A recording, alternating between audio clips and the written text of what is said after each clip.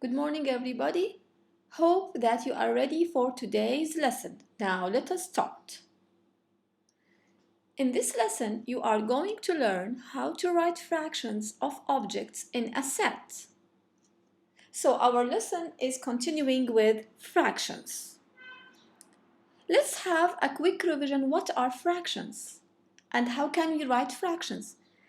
As you know, fractions are parts of a whole. In order to write the fractions, we have two main components. The first one is the numerator that tells us the parts we want to describe. And the second one, the total parts of the whole, which is called the denominator. So, 1/3 is a fraction. One represents one part of the whole parts, and the whole parts here are 3 parts, and this is the denominator. This is how can we write any fractions. Now, 2/5. If I asked you to draw a shape and shade 2/5 of this shape, what are the steps? You can draw a rectangle or a circle, but to how many parts I will divide, to how many equal parts I will divide my shape? The denominator, this one, tells us what is the total part, what are the total parts in my shape. So the total parts in my shapes are 5. So I want to divide my shape into 5 equal parts. Here we go. 1, 2 parts, 3 parts, 4 parts. Pay attention here to divide your shape into 4 parts and don't draw 5 lines, because if you draw 5 lines you will have 6 parts. Only draw 1 part, 2 parts, 3, 4. But how many lines? 1, 2, 3, 4. So I need here only 4 lines to divide my shape into 5 equal parts. Now, this one, the numerator, tells us how many parts do I have to shade. How many parts here? 2. So I shade 2 parts. So this represents 2/5 of my whole rectangle. Let's practice more. How about modeling 2/3? I need to draw a model, a rectangle, a circle, whatever you want. 2/3. I draw a rectangle. This is the whole rectangle. It is not divided to any parts. It's one whole. Now, to how many parts shall I divide my rectangle? This one I can find it here in the denominator. The denominator tells me how many parts, what are the total parts in the whole. How many parts? 3. So I divided my whole into 3 equal parts. 1 part, 2 parts, 3 equal parts. Now, how many parts do I have to shade? This one is 2. 2. The numerator tells us how many equal parts do I have to shade. So I will only shade 2 parts. 1 part, 2 parts. So this rectangle, 2/3 of it is shaded. Now you can see here crayons, but these crayons have different colors. Some of them are red and some of them are blue.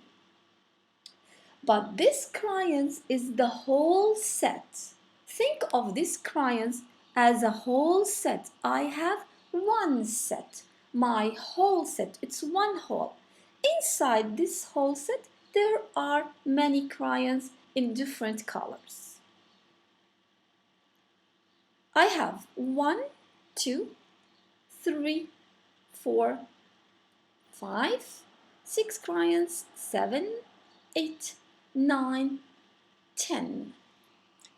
Think of this crayon set as one whole, and each crayon represents one of the 10. I have 10 crayons in this whole. So this one represents only 1 out of 10. This one, 1 out of 10. Okay? Now, what is the fractions of crayons that are red? Again, think of this one as a whole set, and I need to know the fractions of the crayons that are, blue. How many crayons are blue? That means I need a numerator and denominator. Numerator and denominator. What is the numerator? The numerator, fractions of crayons that are blue. Blue crayons. The denominator tells us the total in my set, the total crayons, blue and red, total crayons. So, how many blue crayons are there in my whole set? Let's count them. 1, 2, 3, 4 blue crayons. So, the fraction of crayons that are blue is 4 out of 10, because in this whole set I have 10 crayons in all. So the fraction of the blue crayons is 4 out of 10. How can I read this fraction? It is 4/10. Another example. Here I have a set of boys and girls. Here is a girl, boy, another boy, girl, boy, and a girl, and a boy. And this is the whole set. Think of it as a whole set. It's one whole. One whole set. Inside this set, I have how many students or how many boys and girls? I have 1, 2, 3, 4, 5, 6, 7, 8. So 8 is my denominator. And I need you to find out the fraction of students that are boys, only boys. How many boys are there in my whole set? How can I work this out? Fractions of students that are boys, so I need a numerator and the denominator. The numerator here are the boys, the number of boys. And my denominator represents the whole set. The whole set here is 8 boys and girls. Total number of students, which are 8. We count them, 8. Now, what is the number of boys? Let's count the boys inside this whole set. 1 boy, 2 boys, 3 boys, 4, 5. So I have 5 boys, and this is my numerator. 5 boys out of what? Out of the whole set, which have 8 students. So the number of boys in my set is 5 out of 8. 5/8. And this is the fractions of students that are boys. Now, I need you, this is your practice, okay? Please try to do it by yourself. You can pause or stop the video. Challenge yourself. and try to think and find the answer. Okay? Don't write it, just find the answer using your brain. Please again, challenge yourself to do it. Then you can play the video again to know how did I work it out. What fraction of the ice cream cone are vanilla? I have here 4 ice cream cones. Some of them has vanilla flavors, some of them has chocolate, strawberry, and so on, okay? Now, what fraction of the ice cream cones are vanilla? Pause, stop the video, answer it by yourself, then you can go back to my answer.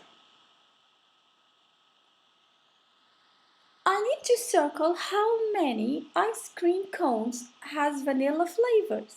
So I have 2, and this is my numerator. 2 of my set, okay, has vanilla flavors. 2 out of what? The whole set has 4 cones in all. So my answer is 2 out of 4. Can you see? 2/4 of my ice cream cones are vanilla. That's all what we have for today. You don't have any practices, okay? So, now you know how to write fractions by looking at the set of objects and grouping it into equal parts. Have a nice day. Bye-bye.